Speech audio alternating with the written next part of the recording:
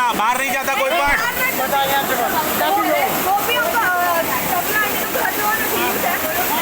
બંધ છે, બંધ છે.